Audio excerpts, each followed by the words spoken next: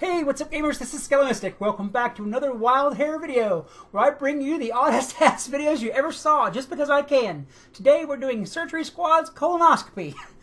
Hello, and welcome to Surgery Squad's virtual colonoscopy. I'm Dr. Jeff, and I will be guiding you through this colon today. That's because Dr. Jeff can't get daytime talk shows like the other doctors can, so he's here doing the cartoon stuff. Also known as the large intestine, the colon is responsible for the final stages of the digestion. It absorbs remaining water and electrolytes from indigestible food, accepts and stores food remains that weren't digested in the small intestine, and eliminates solid waste from the body. Right, okay. Get to the point.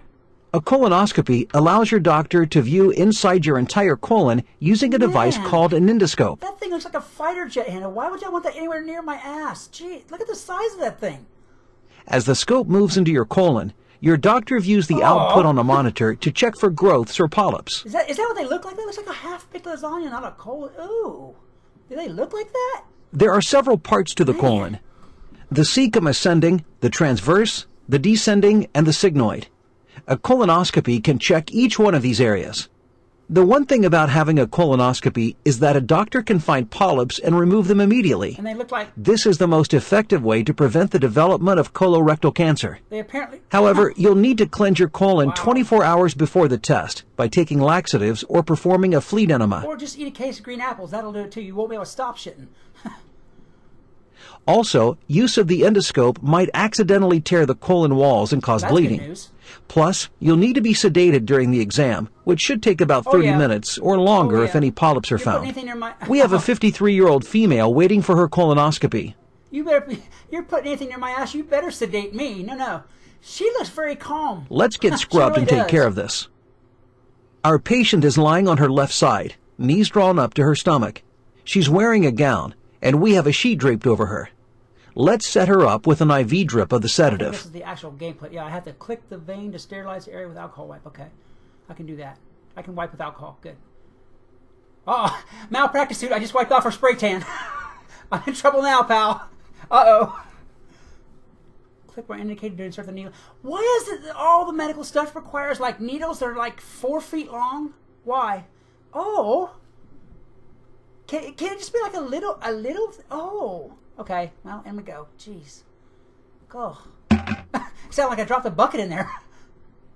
I love the sound effects for these things. Great. Now we'll wait a few minutes for the sedative to take effect. Okay. Our patient is sedated and ready. She stated that she's cleansed her colon, and I've already used a lubricated, gloved finger to check for blockage. Okay. Be sure to tell the patient that she should breathe slowly through her mouth to relax her stomach muscles if she feels cramping. We're about to ram some big thing up your ass. Please breathe slowly. We'll insert the endoscope into the anus and slowly move it into the colon. The endoscope contains a small camera and light and a pair of forceps so we can remove any polyps we find. All it's missing is wheels to be a car. What do you use the thing for? First, let's lubricate the scope for easy insertion and passage through the colon.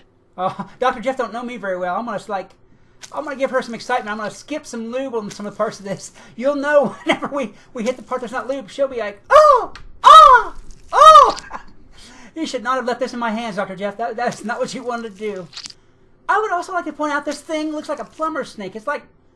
It's 4 feet long. What are they doing? Cleaning teeth from the backside? Good Lord, look how long this thing is. Where are they going with this? Oh, man. Okay, well, there you go. She's going to get a little excitement. Here we go. Come on, Dr. Jeff, put her in there. Ram her home. Carefully insert the scope into the patient's anus and slowly move it into the colon. Oh, okay. Dr. Jeff isn't doing it. I guess I'm doing it. That's even worse. Okay, here we go. Past the cheeks, over the gums. Look out, anus. Here it comes. We can watch the camera's output on the monitor. We're into the rectum now. Nothing so far. Let's move on into the sigmoid colon. Slow and steady. You're doing a great job. Oh, man. Captain, we've left known space. The black hole's headed right for us. Descending colon's next. I didn't think the ship can take Now's a good time to remind our patient to breathe slowly through her mouth as we do the exam. Oh, yeah, breathe slowly through your mouth. It's going in deeper. Deeper, I say, deeper. If they strike oil, all right, I don't want let's move into the transverse colon. It changes shape as you go. One of these things is not like the other. Uh-oh, looks like we've got a small polyp in the transverse colon. That's a polyp? We'll use the forceps to remove it. It looks like a mushroom or like a hamburger. Yeah, shopanalburger.com. Wow. And this thing doesn't even cut it. It just, oh, ow, it just Fine rips work. it off of there. We'll need to remove the scope so we can bring the polyp out.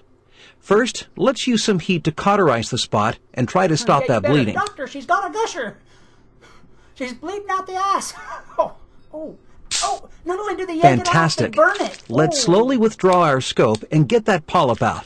It's no wonder nobody wants to do these things. Ew, there's your anal burger. Let's go back Medium in to rare. check the rest of her colon. Oh. Fine. Oh, see, that's the... Remember the name of the colon where we found the polyp? That's right, the transverse colon. See, it's not bad enough they go in with this thing. They go in several times with it. The more polyps they find, the more times it goes in and out. That's like an experience. Oh, man. Look at, oh. And the sound effects, it's like, how can that be pleasant? No. Oh. It sounds like a snake going through wet grass or something. Oh, man. And there's the place. Back in the transverse colon now. Everything's looking fine, and you're doing a great job. Now's also a good time to remind our patient to breathe through her mouth slowly. Right. When it comes out past your teeth, breathe slowly. Moving now into the ascending colon. And there's another one. Let's take it out the same way we did the other. You know, I know that mushrooms grow in wet, dark places, but wow. Look, and here we go. We're going to rip it off again. Rip! No cutting. There's no cutting involved. Just rip it off of there. Oh, man. What do they do if they find a big one? Jeez. Oh, and then they burn. There's a psst. That's the sound of a cigarette going out. That's back in the ascending colon now, and we move into the cecum. Okay. And all looks Secret good. to life. Everyone has a large shag carpet in their asshole. Let's take out the scope and get our patient into a recovery room. Our patient is now in recovery, and she'll probably be there 1 to 2 hours. She might feel bloated or need to pass gas. Yeah. And since we removed 2 polyps, she'll probably have a small amount of blood in her stool. A small amount. We'll also do a biopsy on the polyps. She should call her doctor immediately if she has heavy rectal bleeding, lower abdominal pain, develops a fever, feels dizzy, vomits, or experiences swelling in her abdomen. Okay, I've got to tell you, if they ram a 4-foot probe in my ass, I'm going to feel dizzy and vomit. I promise. Well, good news. The biopsy showed our patient's polyps were benign. Wow. Since she's in her 50s and there were polyps found, she should have a colonoscopy every year. She still looks really rather calm. If I had just had that thing put in, I would be like, ah! No. She's very calm looking. Okay, she must be a pro at this. All right. I think that we have abused this poor woman quite enough. Between Dr. Jeff and I don't think she has any dignity left. She's kind of got some sadness around her eyes too. She looks calm but sad. Let's leave her be. We've heard her enough. Guys, if you enjoyed this video, please like, subscribe, and share. Maybe leave me a comment about other games or other series or other surgeries you'd like for me to take on. If you want, leave a comment to talk to me, ask me questions, or just shoot the breeze, because I love to talk to you guys back. This is Skelomystic reminding you that whatever else you do, always love the game, even if it's something like this. Oh, peace. Hey, what's up, gamers? This is Skelomystic. Welcome back to Let's Play State of Decay.